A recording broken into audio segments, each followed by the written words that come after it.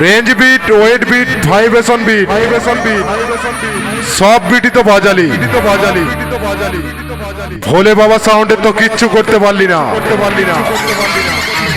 একটা কথা বলছি, কান খুলে শুনে রাখ। বাচ্চা বাচ্চার মতো থাকবি। ভোলে বাবা সাউন্ডের উপরে ওঠার চেষ্টা করিস না, মারা পড়ে যাবি।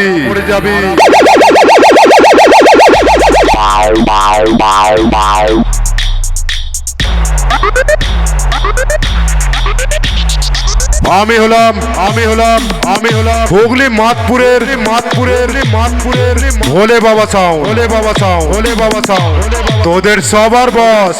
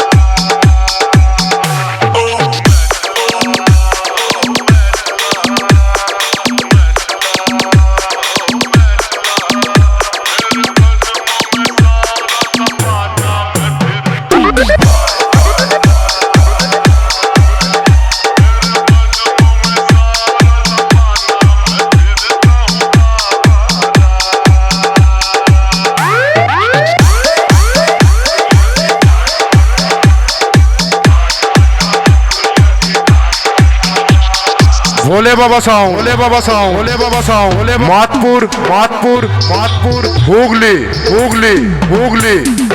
আমার আসল পরিচয় পাইলে তুই খারায় মুইটা দিবি, বহনের টাইম পাবি না।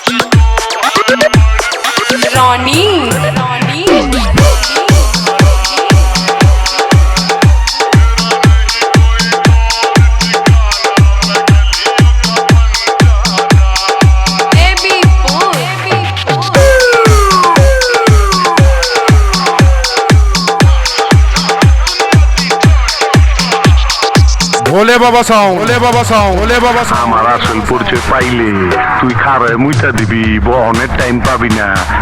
আমার আসল পরিচয় পাইলে তুই খারায় মুইটা দিবি, বহনের টাইম পাবি না।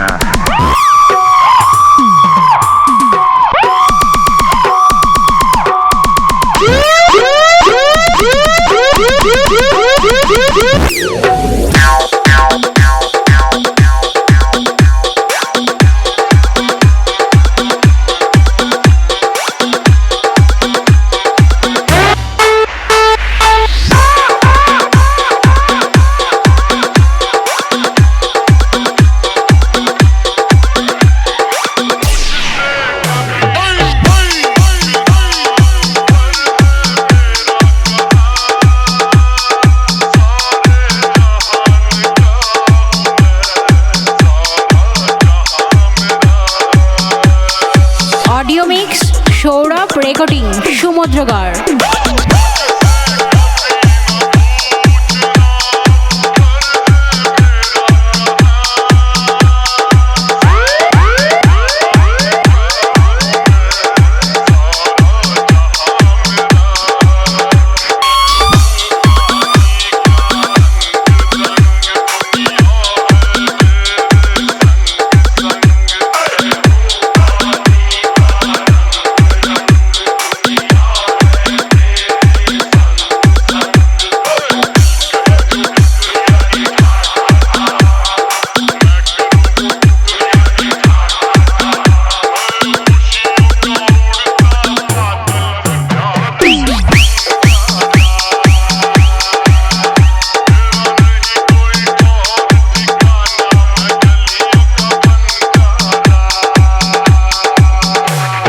भोले बाबा साउंड, भोले बाबा साउंड, भोले बाबा साउंड, मातपुर मातपुर मातपुर हुगली हुगली हुगली हुगली।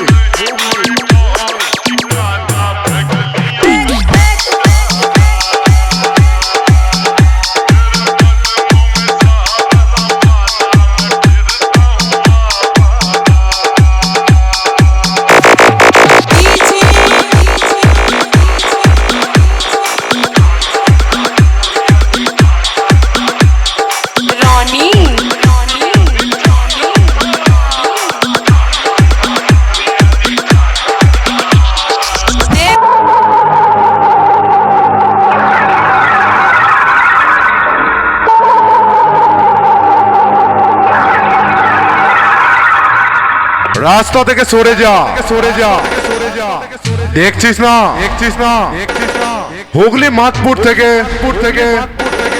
ভোলে বাবা সাউন্ড ঢুকছে, আমি রাস্তায় বেরোলে তোর বাবারাও হাত তুলে সেলাম করে, আর বাচ্চা মাইকগুলো ভয়েতে সরে যায়।